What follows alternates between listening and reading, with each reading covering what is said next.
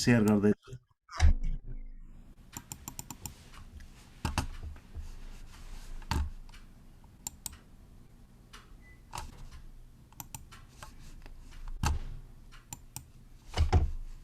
भन्नुहोस् म screen share गर्दैछु ल योहन्ना 12:23-24-25-26 पद म पढ्दैछु। योहन्ना रचित सुसमाचार 12:23बाट अगाडि येशूले तिनीहरूलाई जवाब दिनुभयो, मानिसको पुत्रको महिमा हुने समय आइपुगेको छ।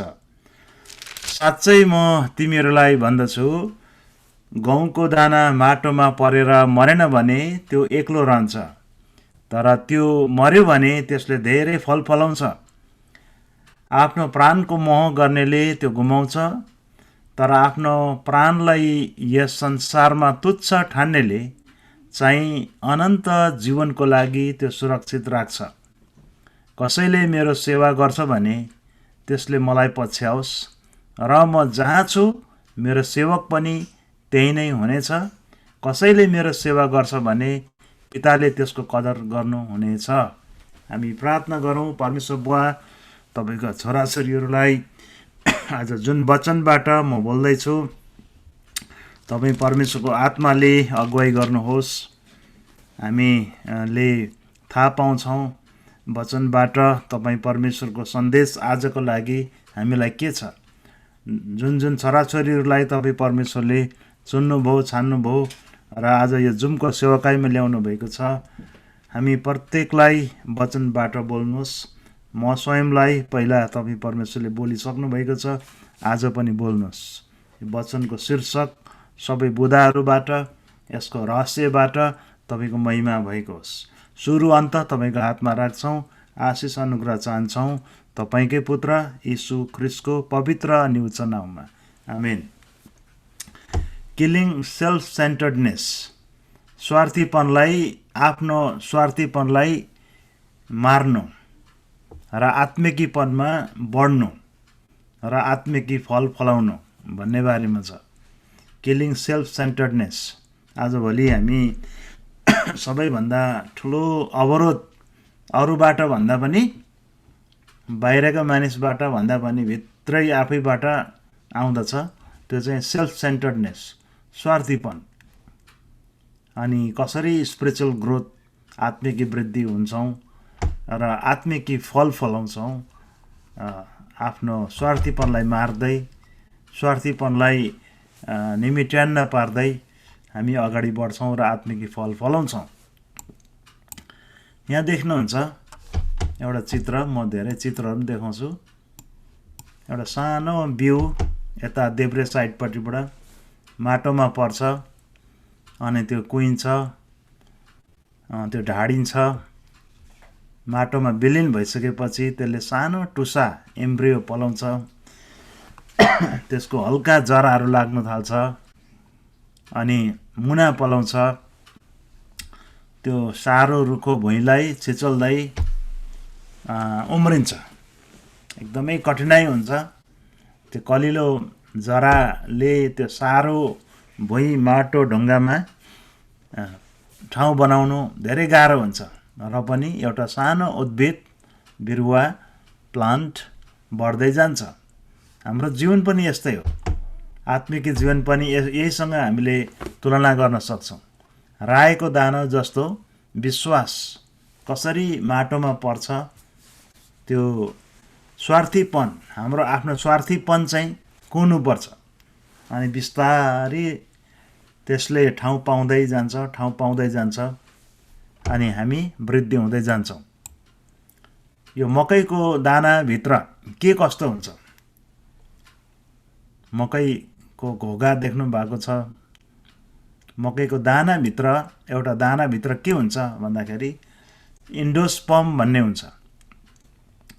यो मकैको दानाभित्र इन्डोस्पर्म भन्ने एउटा तत्त्व हुन्छ, जुन तत्त्वमा चाहिँ 82% अथवा 82% चाहिँ मकैको दाना चाहिँ वास्तवमा ड्राई वेट कन्सिस्ट, एउटा भुस हुन्छ। मकैको दाना पनि 82% चाहिँ खोक्रो भुसले भरिएको हुन्छ, खाने लायकको हुँदैन, त्यो भुस उठ्छ। तर स्टार्च भन्ने एउटा तत्त्व पाइन्छ, माड भनिन्छ स्टार्च। त्यो तत्त्वले गर्दा चाहिँ त्यो कर्नल, त्यो बिउलाई भिजाउँछ। 82% को यो भुस, रुपी, सुक्खा भागलाई चाहिँ त्यो माडले भिजाउने काम गर्दछ। हेर्दैछौँ त्यहाँभित्र सानो जम भन्ने हुन्छ, सानो इम्ब्रियो। त्यो इम्ब्रियोलाई चाहिँ त्यो इम्ब्रियोभित्र चाहिँ उम्रने शक्ति, एउटा जेनेटिक उम्रने शक्ति चाहिँ सामर्थ्य चाहिँ त्यो इम्ब्रियोभित्र हुन्छ। अहिले म तपाईँहरूलाई चित्रमा पनि देखाउँछु। त्योबाट चाहिँ त्योभित्र भिटामिन हुन्छ। त्योभित्र त्यो मकै कुन जातको हो त्यसले निर्धारण गर्छ। हाम्रो शरीरमा डिएनए भएको जस्तै हामी कुन पुस्ताका हौँ, कुन रेसका हौँ, कुन खानदानका हौँ भन्ने हाम्रो डिएनएले पत्तो लगाए चाहिँ मकैको दानाभित्र पनि एम्ब्रियो भन्नेले चाहिँ पत्तो लाउँछ। अनि त्यो भित्रको जम, यो कालो भाग चाहिँ वास्तवमा उम्रने हो। त्यसलाई पेरिकार्प पनि भनिन्छ, बाहिरपट्टिको भागलाई। अनि कॉर्नक्याप पनि भनिन्छ। त्यो भित्रको भाग, त्यो जम चाहिँ वास्तवमा उम्रने हो। सानो पातलो हुन्छ। मकैको दाना खाँदै हुनुहुन्छ भने दाना छोट्याउनुहोस्, पातलो टाइपको एउटा पात जस्तो हुन्छ, पहेँलो रङको, खासमा हो त्यो चाहिँ उम्रने हो। अब एउटा मकैको घोगामा, एउटा कर्न सिडमा 800 कर्नल भनेको चाहिँ 800 दाना फल फल्छ एउटा घोगामा। अनि सप्रेको ठाउँमा चाहिँ 16वटा त्यसको रोहरू हुन्छ, 16वटा त्यसको धर्काहरू हुन्छ है, रेसा हुन्छ। अब कति भयो त भन्दाखेरि हिसाब गर्दाखेरि एउटा घोगाभित्र कतिवटा दाना हुन्छ भन्दाखेरि कमसेकम 800वटा हुन्छ। तर एउटा बोटले 3टा घोगा फल्दा औसत 2400वटा सिड हुन्छ, दाना हुन्छ त्यहाँ। औसत एउटा दानाले एउटा बोट मकैको बोट फल्छ। एउटा बोटमा 3टा घोगा लाग्यो भने 2400, 2400 दाना मल्टिप्लाई हुन्छ, गुणात्मक वृद्धि हुन्छ 3 महिनामा, 4 महिनामा। औसत ठाउँ हेरेर, मलिलो माटो, उर्वरा शक्ति विचार गर्दाखेरि औसत एभरेजमा एउटा दानाबाट, एउटा मकैको गेडाबाट 2400 दाना उत्पादन हुन्छ भनेदेखि हामी मानिस जातिहरू चाहिँ यति साह्रो हामीलाई खानुपर्छ, कन्ज्युम गर्नुपर्छ कि हामी भोकै हुन्छौँ। संसारका मानिसहरू अझै पनि भोकै छ।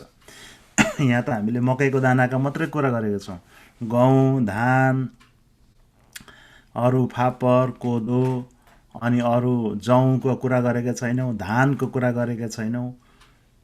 एउटा दानाले 24वटा दाना फलाउँदा पनि पापी मान्छेको पेट भोकै रहेको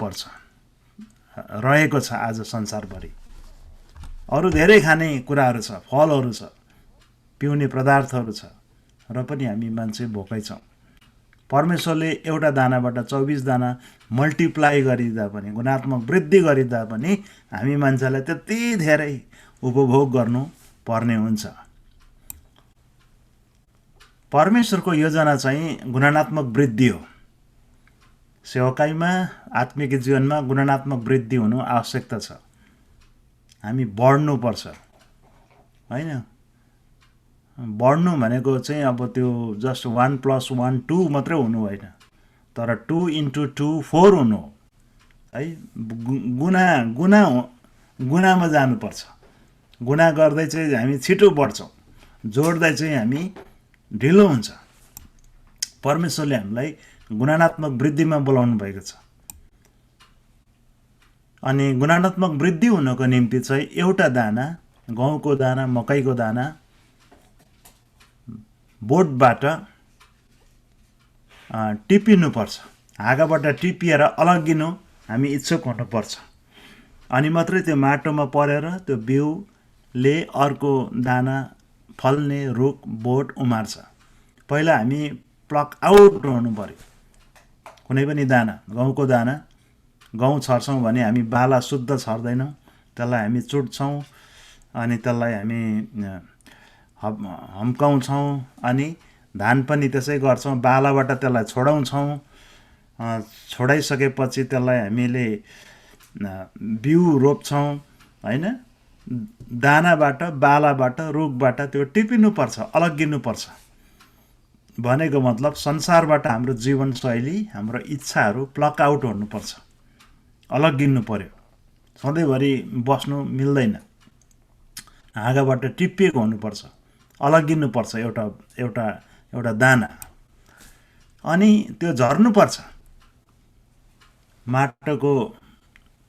माटोबाट उम्रेको अनाज माटैमा बिलिनुपर्छ, झर्नुपर्छ। माटोमा जानु इच्छुक हुनु पर्यो। जस्तो सुकै गुणस्तरीय बिउ भए तापनि ढुङ्गामा राख्दाखेरि उम्रँदैन। बाँझो माटोमा राख्दाखेरि त्यो उम्रिँदैन। त्यो माटो मुनि जानुपर्छ। यूहन्ना 3:30 भन्दछ, उहाँ बढ्नु, म चाहिँ घट्नु आवश्यकता छ। यीशु ख्रीष्ट बढ्नुपर्छ, म चाहिँ घट्नुपर्छ। मेरो अस्तित्व चाहिँ विलीन हुनु पर्यो। मेरो एक्जिस्टेन्स हराउँदै जानु पर्यो। यीशु ख्रीष्ट चाहिँ उचालिँदै जानु पर्यो। हामी गिर्नुपर्छ, हामी माटोमा झर्नुपर्छ, हामी पुरिनुपर्छ। हामीलाई एउटा बिउ सम्झौँ, आफूलाई एउटा मकैको बिउ सम्झौँ, धानको बिउ सम्झौँ, गहुँको दानाको बिउ सम्झौँ। हामी बालाबाट टिपिनुपर्छ, अलग्गिनुपर्छ, माटो मुनि जाने इच्छा गर्नुपर्छ, है? Willing to get covered up, त्यो छोपिनुपर्छ। टुसाउनको लागि हामी गाडिएर कुर्नुपर्छ, माटोले छोपिनुपर्छ। धानको बिउ, मकैको बिउ हामीले छर्छौँ, माटो मुनि परिसकेपछि त्यो कुन्छ। ढाडिनुपर्छ। ढाडिनुको मतलब त्यो कुनु सुरु हुनु हो। अनि त्यो डिके हुनुपर्छ।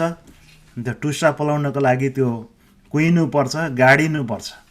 नत्र भने त्यो माटोबाट फेरि उम्रँदैन। अघि हामीले पढ्यौँ, गहुँको दाना पनि माटोमा परेर मरेन भने त्यो एक्लो रहन्छ, मर्नुपर्छ। गहुँको दाना, मकैको दाना, धानको दाना माटोमा गाडिएर त्यो कुनु पर्यो। हामी पनि त्यस्तै ख्रीष्ट यीशुको मलिलो माटोमा हाम्रो स्वार्थीपनहरू सबै कुर्नुपर्छ। हाम्रो कुविचारहरू सबै कुहिनुपर्छ, त्यो नाश हुनुपर्छ। तर त्यो स्वार्थीपनभित्र पनि, त्यो नराम्रो कुराभित्र पनि फेरि अर्को राम्रो कुरा चाहिँ छ। अघि मैले जम देखाएँ नि, खास त्यो मकैको दानाभित्र त्यसको जेनेटिक कन्टेन्ट गर्ने कुरो चाहिँ सानो छ। 82% त खोस्टा मात्रै छ। त्यो खोस्टाहरू सबै कुहिनुपर्छ। यसको रिजल्ट के हुन्छ भन्दाखेरि स्प्राउटिङ टेक्स प्लेस। टुस्सा पलाउँदा बिउलाई दुःख हुन्छ। टुस्सा पलाउँदाखेरि बिउलाई धेरै दुःख हुन्छ। कलिलो जरा गाडिनुपर्छ, यो चित्रलाई तपाईँले विचार गर्नुहोस्। सानो एउटा कलिलो मुना पलाउँदैछ, कति दुःख छ। सानो एउटा सानो कुरोले पनि यसलाई काट्नु चुडाउनु सक्छ। एकदम मुलायम छ, एकदम नरम छ, टेन्डर छ, सफ्ट छ। त्यो पात सजिलैसँग चुडिनु सक्छ। त जराले राम्रो ठाउँ पाइसकेको छैन, धेरै गाह्रो छ। त्यो माटो कति खस्रो छ, कति रुखो छ, हामीले विचार गर्नुपर्छ। टुसा पलाउँदाखेरि बिउलाई धेरै दुःख हुन्छ, तर पलाउनु, टुसा पलाउनु, उम्रनु छाड्नु हुँदैन। इसाई विश्वासी जीवन यस्तै हो। एकैचोटि बडे मानको रुख, फल दिने रुख, झ्याम्म परेको रुख बनेर काहीँ पनि रुख फलेको हामी देख्दैनौँ। तर सानो टुसाबाट दुःख गरेर पलाएको जीवन चाहिँ कामयाब हुन्छ। अब sprouting gives hope and it is totally fresh and beginning. टुसा पलाउनु भनेको चाहिँ नयाँ आशाको सङ्केत हो, नयाँ आशा हो, पूर्ण नयाँ सुरुवाती हो। यो चित्रलाई हेर्नुहोस्, नक्सालाई, होप छ, त्यहाँ आशा छ। यो रुख बढ्छ, यो पलुवा बढ्छ, यो बिरुवा बढ्छ, मर्दैन, ओइल्याउँदैन भन्ने आशा छ। यो मुनालाई विचार गर्नुहोस् है, यसको भविष्य छ, आशा छ। हामी किसानी काम गर्नेहरूलाई, खेतीपाती गर्नेलाई थाहा छ, सानो बोट बिरुवाहरू बढ्दै जान्छ, हामी आशा गर्छौँ यसले भोलि गएर फल दिन्छ। अहिले हेर्दा सानो छ, देयर इज ग्रोथ अलवेज। इसाई जीवन पनि डाइनेमिक छ। डाइनेमिक भनेको चाहिँ यसले गति लिन्छ, गतिशीलता छ। इसाई जीवन भनेको चाहिँ गतिशील लिनु पर्यो, नट स्ट्याग्नेन्ट, एकै ठाउँ बसिरहने, जमिरहने होइन है, सधैँ बढ्नुपर्छ। इसाई जीवनमा गतिशीलता हुन्छ, डाइनेमिजम हुन्छ। यसले एउटा स्पिड लिन्छ, जमेको पानीको कुवा जस्तो होइन।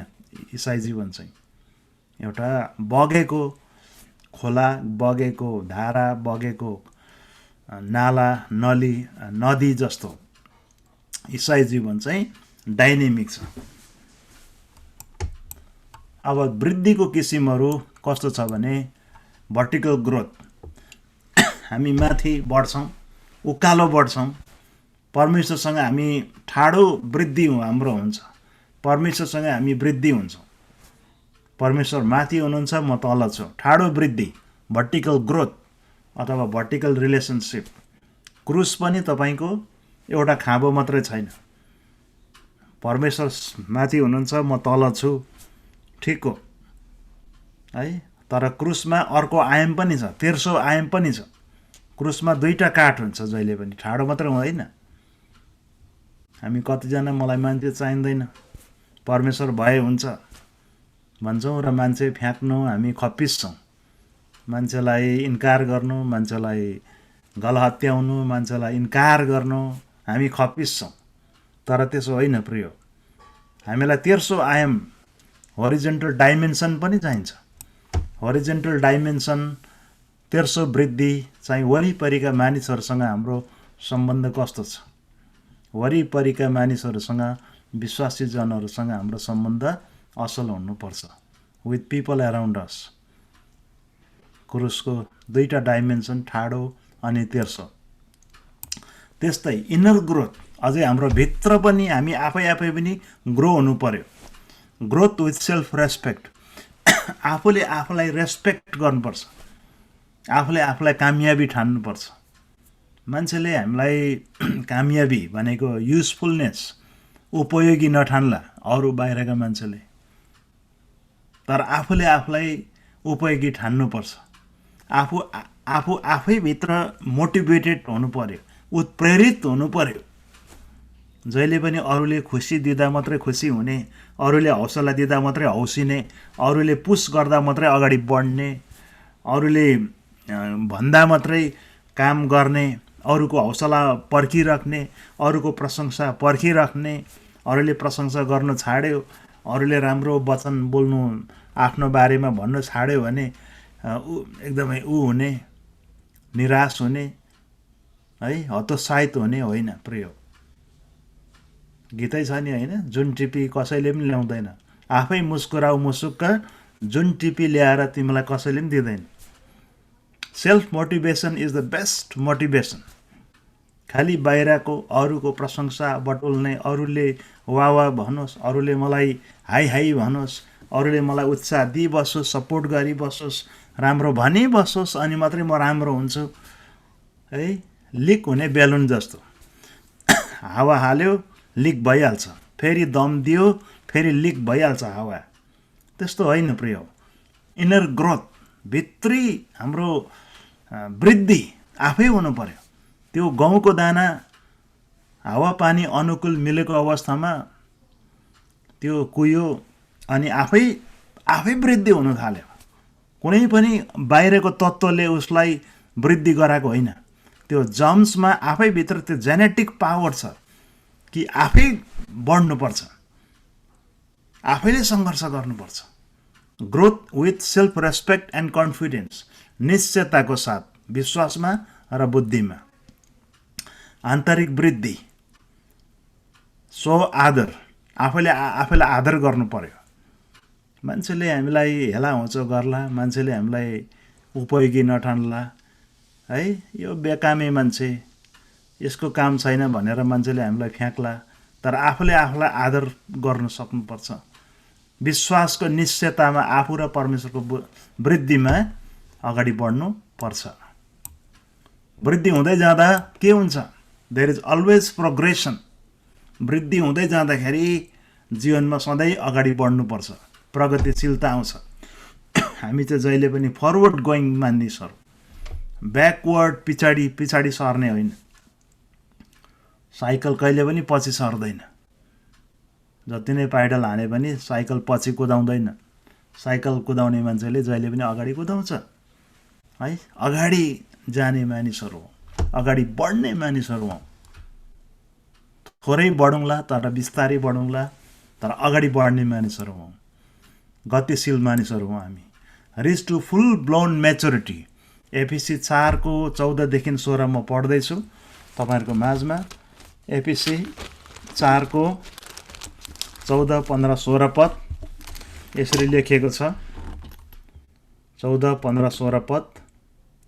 यसरी हामी छालले अघि पछि हुत्याइएका धार्मिक सिद्धान्तको प्रत्येक बतासले र मानिसहरूको जाल जेल धूर्तता र फट्याइले यताउता उडाएका बालकहरू जस्ता नहौँ, बरु प्रेमसित सत्य बोल्दै हरेक कुरामा हामी उहाँसम्मै अर्थात् ख्रिस्टसम्मै बढ्दै जाउँ, जो शिर हुनुहुन्छ।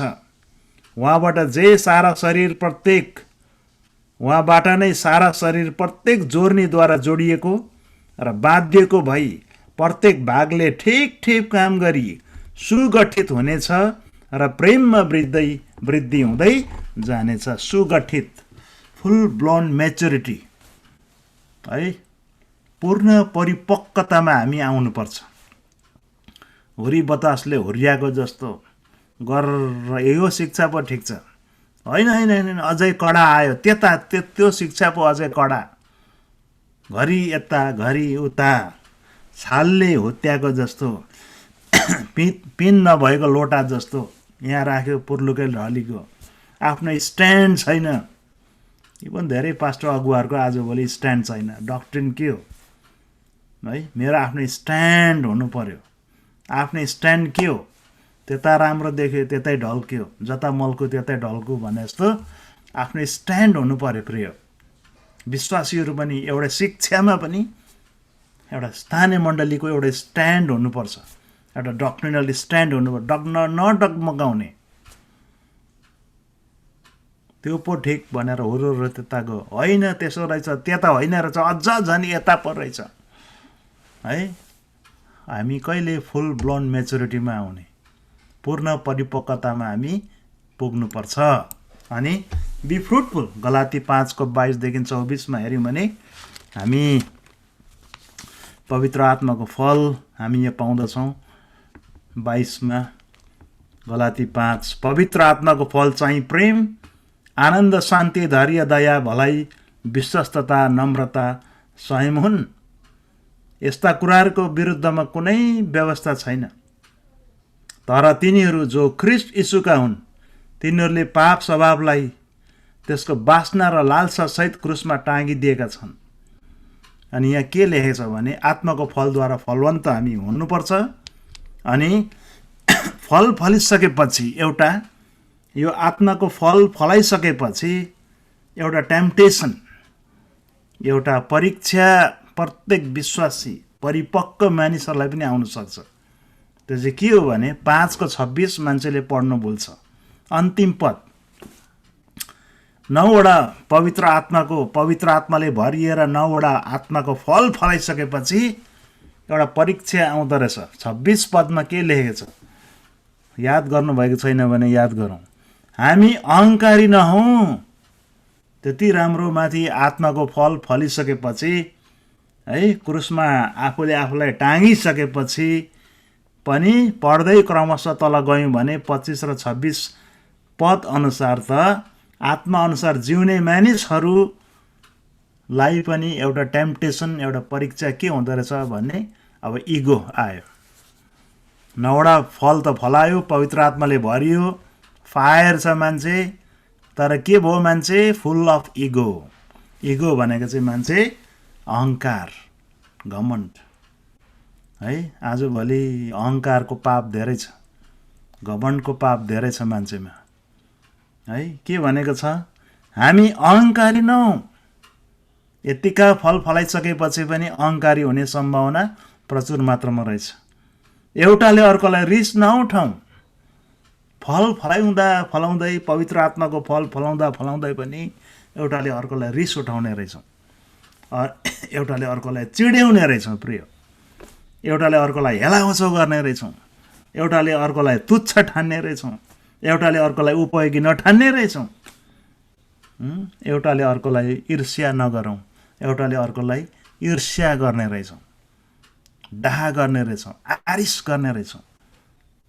यो घातक भित्री आत्मिकी पाप, अहङ्कारी हुनु, घमण्डी हुनु, पवित्र आत्माले भरिसकेपछि, दान वरदानले भरिसकेपछि हमसे बडा कौन है, म जस्तो को छ, म जस्तो चङ्गाई गर्ने, म जस्तो भयङ्कर फायर वचन बोल्ने को छ यहाँ, कोही छैन भन्नु चाहिँ अहङ्कारी हुनु।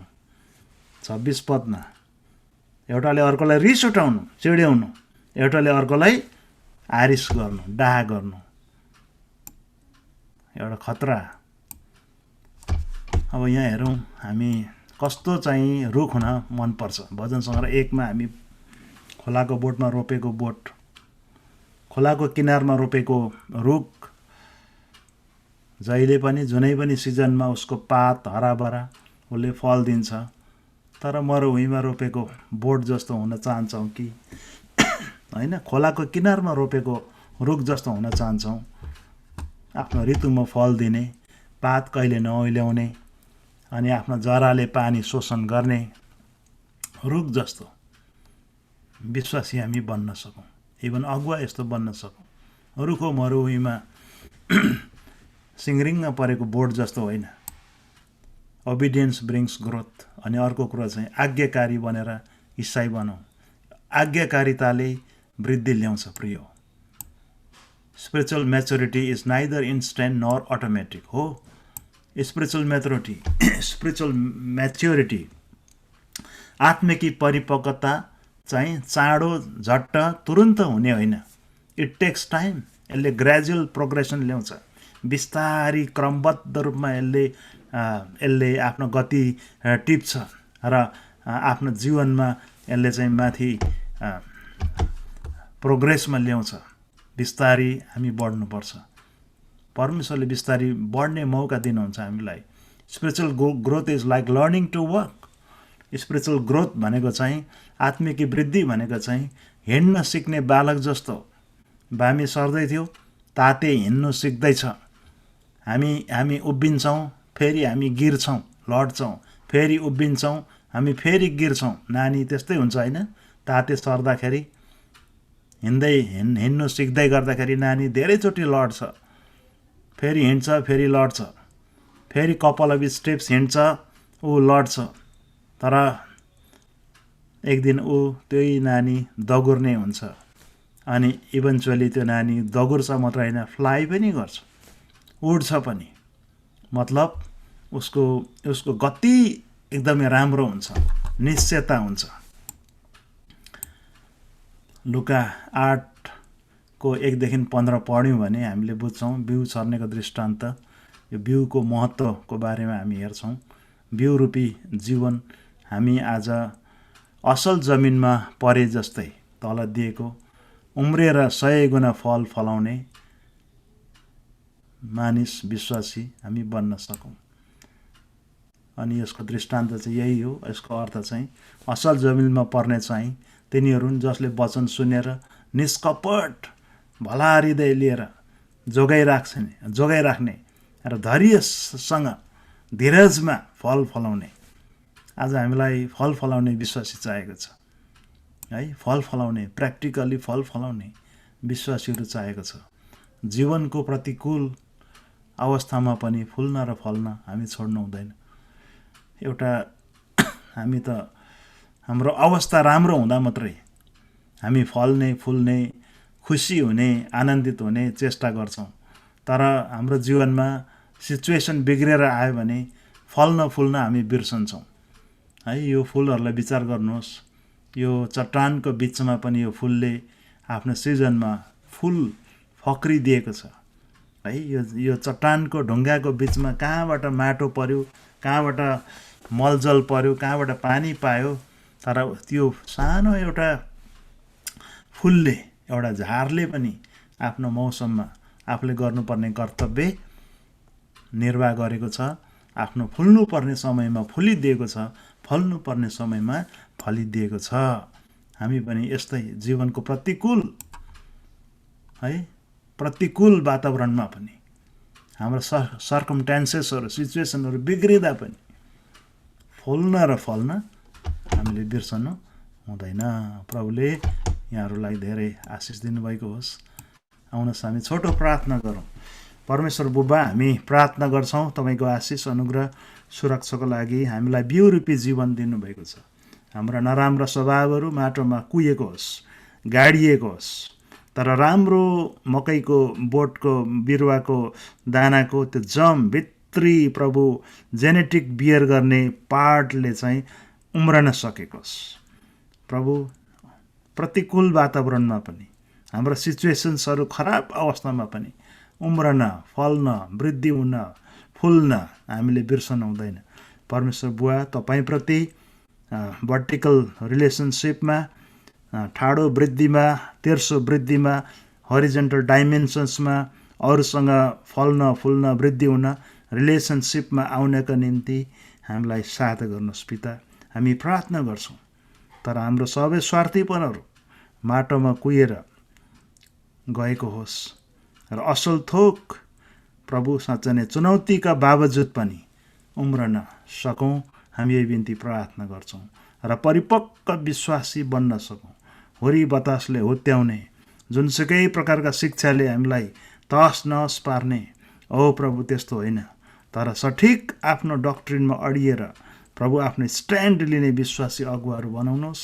हामी यही बिन्ती प्रार्थना गर्छौँ, धन्यवाद चढाउँछौँ, आशिष माग्छौँ तपाईँकै पुत्र यीशु मसीहको नाममा, आमिन। हवस्, धन्यवाद। जय मसीह। जय मसीह। धन्यवाद हाम्रो पास्टर गुरुबालाई। हामीले अति नै भन्दा अति नै सुन्दर वचन, शिक्षामूलक वचन हामीले सुन्न पायौँ। आज एउटा बिउको उदाहरणबाट हामीले सिकेका छौँ। जुन बिउ चाहिँ जब मर्छ अनि त्यसले धेरै फलहरू फलाउँछ भन्ने कुरा। आज हामी परमेश्वरको जनहरू पनि हामी एउटा बिउ जस्तै हौँ। हामी जब ख्रिस्टमा आएपछि हामीले चाहिँ फल फलाउनु पर्छ। हाम्रो जीवनबाट फल फलेन भने है हामी चाहिँ एउटा परमेश्वरको राज्यलाई वृद्धि गर्न सक्दैनौँ। परमेश्वरलाई धन्यवाद होस्। आजको शिक्षा अति नै राम्रो, अति नै महत्त्वपूर्ण कुराहरू थियो। हामीमा भएका बाहिरको स्वार्थीपनहरू चाहिँ हामीले जहिले पनि मार्नुपर्ने अनि हामी चाहिँ आफू घटेर हाम्रो परमेश्वरलाई बढाउनुपर्छ भन्ने कुरा हामीले सिकिरहेको थियौँ।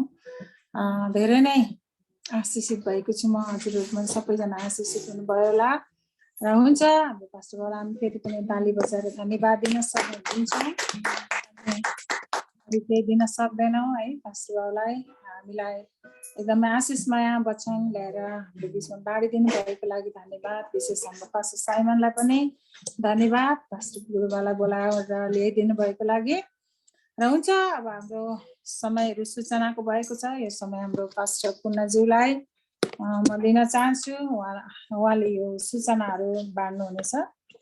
तपाईँ राजाहरूका राजा अनि सर्वशक्तिमान परमेश्वर पिता प्रभुजी, तपाईँलाई धन्यवाद भएको होस्। यो तपाईँले समय दिनुभयो, मौका दिनुभयो अनि हामीलाई टाढा नजिकबाट एउटा छत्र छायामा भेट हुने त्यो अवसर दिनुभयो प्रभु, त्यो जुमबाट।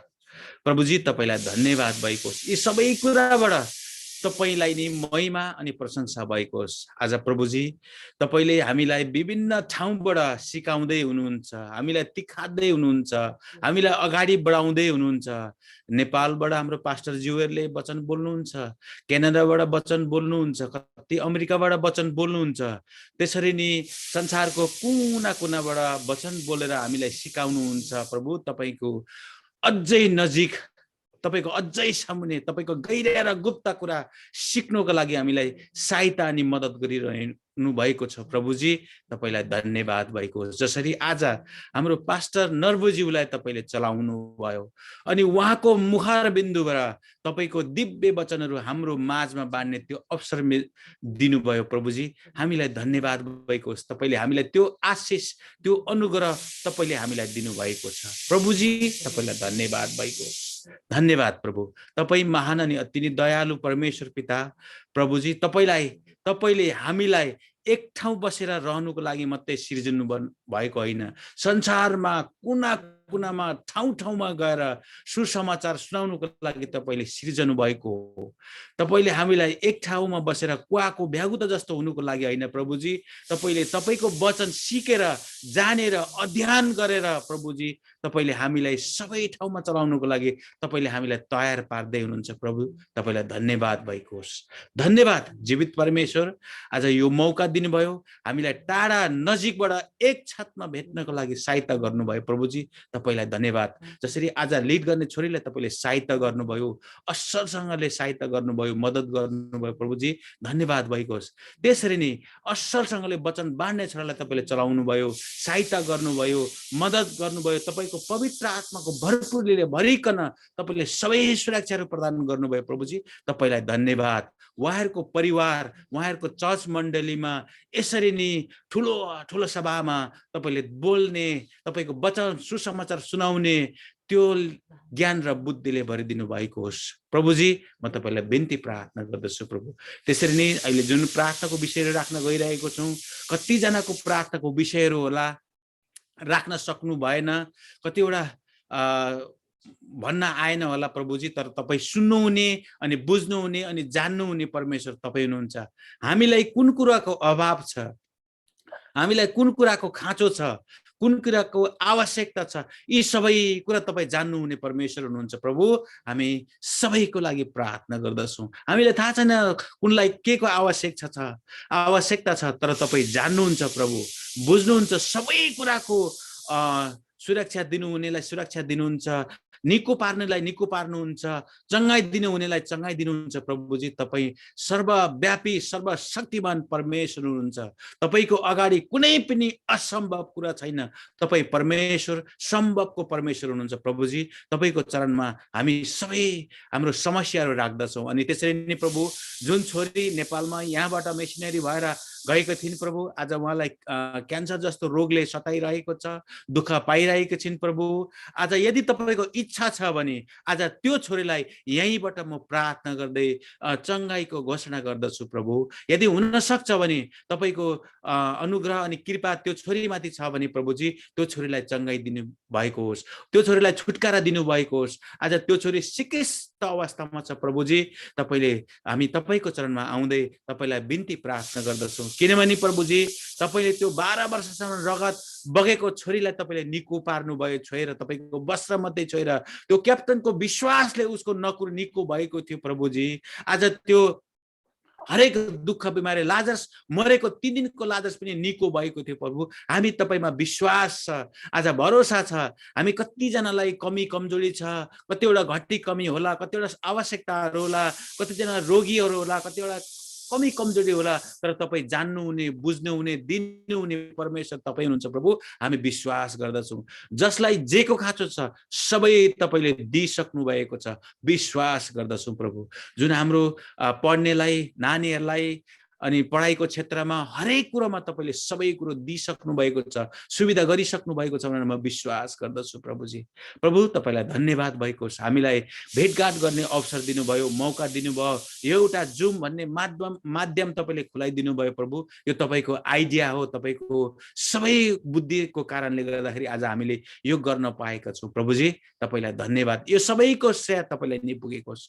धन्यवाद भएको होस्। सबै कुराको लागि हामी एक को परिवार, प्राण, आत्मा तपाईको चरणमा राख्दछौँ। हामीलाई सबै सुरक्षा शान्ति तपाईले दिनुभएको होस् प्रभु। धन्यवाद भएको। सबै कुरा तपाईको चरणमा राख्दै सबै कुरामा बिन्ती प्रार्थना चढाउँदछौँ येशूको नाममा। आमेन आमेन। सबैलाई जय मसीह। जय मसीह। जय मसीह। जय मसीह।